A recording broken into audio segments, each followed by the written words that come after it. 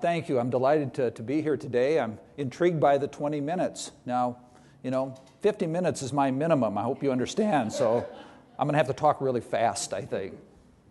But no, I am delighted. The title says compensation strategies. The way I think about compensation is really reward strategies. It's whatever an individual does and enjoys and wants to be a part of that makes them, productive and available to the organization. And if we think just in terms of dollars, the only real answer, if you want to retain talent, is more. And unfortunately, firms are in a situation where you can't just do more if you expect to retain people. That's a zero-sum game. And so you really have to think about rewards as a more general, encompassing kind of event if you're going to actually be able to retain the kind of talent and under this kind of challenges that we have today. I think the first issue, and you'll find that this issue resounds throughout this presentation and throughout our data, is that you have to really decide what talent is. And there really is a major divide in the road that your company has to think about and decide which fork they're going to take. The divide in the road is, are we going to identify key talent and develop a program for retaining and keeping key talent? Some organizations define that as 1 or 2% of their populations. By isolating it to that number, you can give them extensive rewards while pulling a little bit from everybody else. Okay, that's one strategy. The other strategy is, we're going to try to reward everybody. And of course, you're not going to have the same kind of level, especially when you talk about dollars. But both routes have, hazards. Both routes have, positives. And in large part, it really depends upon the strategy of your firm and what you believe your firm does to make money. If you think about, there's a pay study done a few years ago, and they looked at how we pay sports in the professional sports. And in fact, they found a relationship to winning teams and how they were paid. And they looked at hockey, they looked at baseball, they looked at football, and I'm missing one, baseball, okay? And they found that if you reward just a few with high rewards, lower everybody else's rewards, remember there's caps, right? That for two of those teams, they would perform better.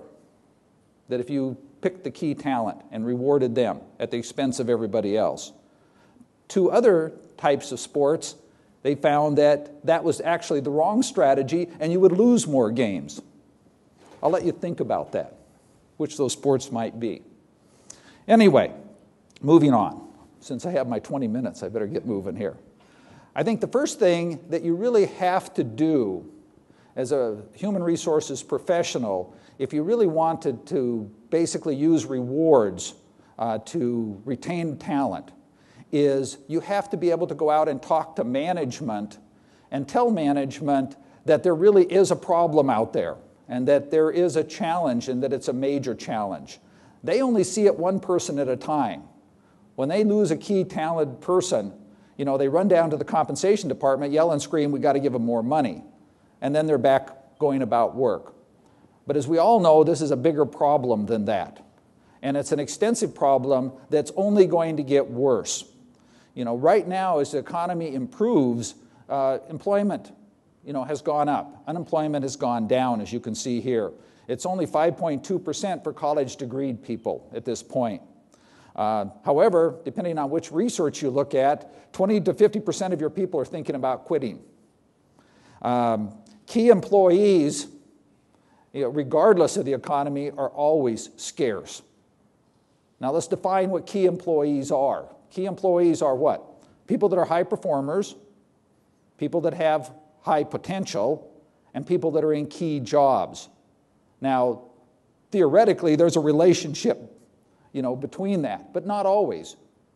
And you may have a person that's in a key job today that's a high performer that you move to another job, and all of a sudden they're not in a key job anymore.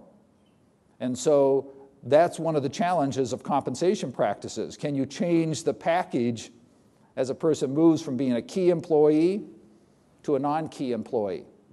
And what does that mean? Okay. One of the things you have to also think about is if you are identifying those top 2 or 3% in your company that are key, you know, their costs are quite a bit higher in terms of trying to retain and keep those folks. Those folks have often special development programs, special pay packages. They're hard to replace, so if their positions become open, it's often hard to put somebody in there of equal caliber. They are quite a bit more expensive than the general rule of thumb of 1/2 to 2x salary that everybody else has. Okay. The talent shortages are scary out there, and we're not fully appreciating that. In certain occupations, we're going to see huge shortfalls. We're already starting to see those shortfalls. They are out there. One of the other things that I just read in the last day or two, and it reaffirms some of the research I've read, and you may have seen it in the paper, is that the preparation and the capabilities of our population are lower and falling farther and farther behind other industrial countries. And that doesn't speak just to our young people that are being educated, it speaks to the whole labor force. We are on a downward trajectory, which is not good. And so the idea of finding key talent is going to be more and more difficult. And one of the issues that I am talking about today, and this is a side note, is that you really need to be able to go out and develop your own key talent, or you're not going to find enough. Certain sectors of the industries are having their challenges. One of the key things that's really different today is that it's easier for key talent to leave. I don't know how many of you remember in the dark old days, I do, at B.F. Goodrich Company, where to keep our key talent, we didn't publish our phone list, right? Some people go, oh yeah, don't publish the phone list. Don't want the competition to get a hold of the phone list and call our people and steal them away. Well, guess what? Today, everybody's advertising for a new job. Take a look at LinkedIn. Go to some of your employees' LinkedIn list. I mean, they're talking about how wonderful they are, and they're getting people to recommend them. I mean, they are always looking for a job. They've got their Facebook. Okay, to make matters worse, of course, they also can find out a lot of information very quickly so they know what kind of deal you're giving them. Now, we all know that salary.com isn't the best place to go get pay data, but they'll get it there and they'll complain about it. And so very quickly they can find out what their deal is. Thirdly is that your reputation as a company can change on a dime. Some kind of disgruntled employee can go out there and influence the masses if they have a good enough story or a good enough dirt on you. And so this is a market that, to hold key talent is critical. This little study we did, I'm not going to go into it in too much detail, given the time. I have an article that publishes and talks about everything about it. I will share that with you if you'd like it, if you'd like to have it. But this was talking to reward professionals across the country. It's a study I do every year on a variety of topics. And, one of the things that we found, and this is what sort of demonstrates it, is, keeping key talent a significant challenge. And the responses here talk to that. And they talk about the cost. And when I talk to senior HR people, holding to key talent is the thing that keeps them up at night. And this is particularly challenging if you're one of those firms that come out of a recession later than everybody else, because the pickings are pretty good and you don't have the money to throw at people to hold on to them. And so more money, as I've said before, is not always the answer.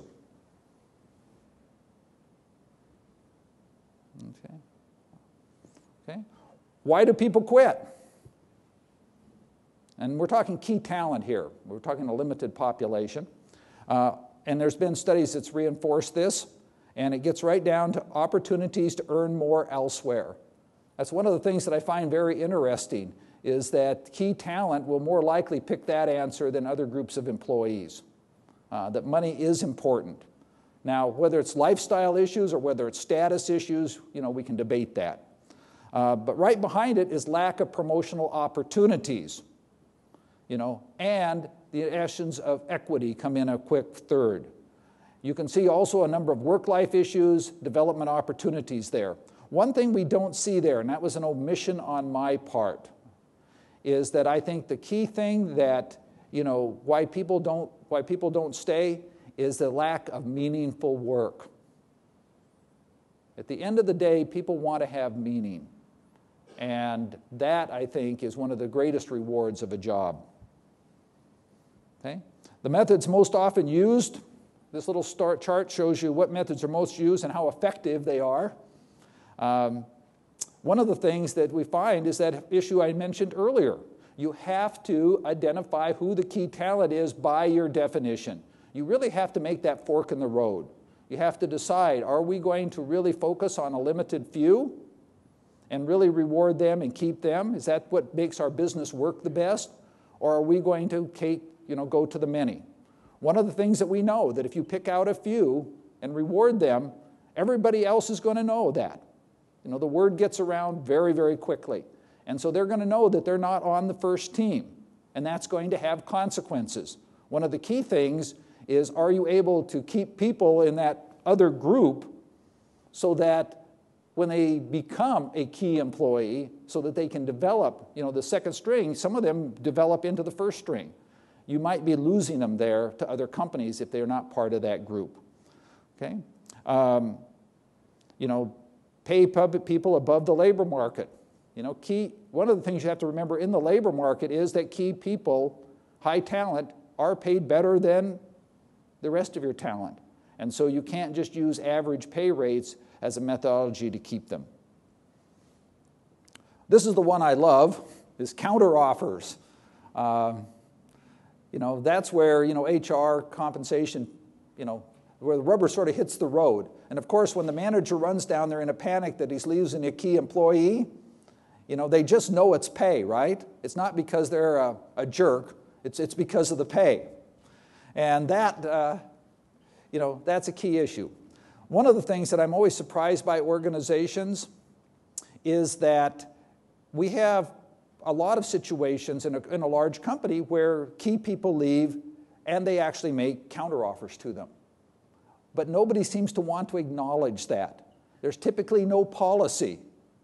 They don't identify in advance who are the people that we might negotiate a key offer and what will that negotiations entail. Okay? Some industries, counteroffers are a way of doing business. Actually, academics, if I want to get a pay raise at Loyola University, the way to get a pay raise is go find 3 other comparable universities that will offer me more money to come there.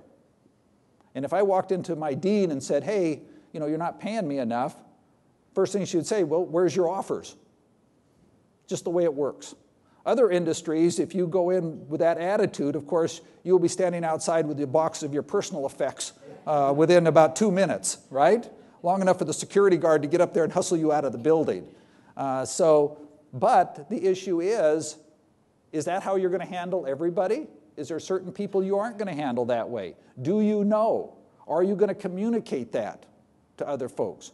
What exactly is the policy? It's not necessarily a policy you're going to tell everybody. But, basically when a person says, I'm leaving and I'm giving you my 2 weeks notice, you don't have much time if you're going to try to counteroffer, to make the decision of whether to do it and to put a package together. And also do the due diligence, because of course it isn't always money. And you have to basically put together a package. And so I'm always amazed that companies don't do anything about it. In fact, this is a replication of a study we did in 2006, and that number has not budged in terms of having a formal policy. One of the other things we've learned from our studies is that giving a counteroffer to somebody is not as problematic as you would think. That no, they aren't more disloyal than anybody else, and in fact, if you give them a counteroffer and they come back and they decide to stay with you, that they aren't any more likely to leave than anybody else. So counteroffers are not necessarily poison. However, if you're giving everybody counteroffers and you're not a university, then of course you don't have a pay system. You've got, let's make a deal. And that's a challenge in itself.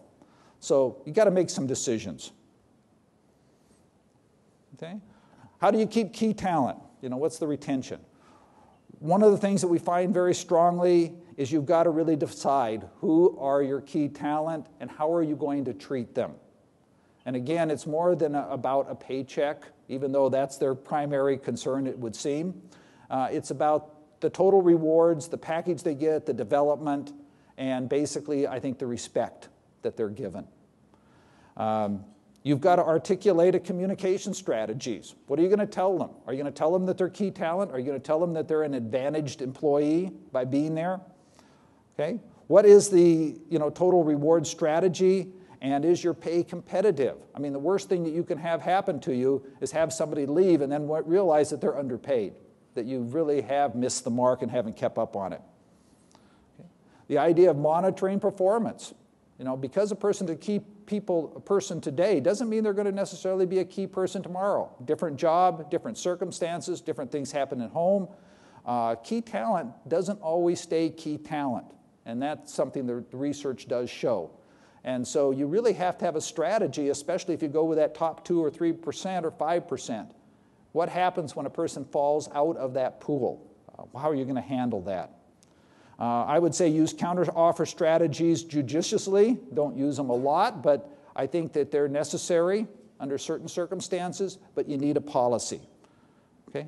The final one, and this is the study we're doing this year, is we're looking at pay preferences across the globe.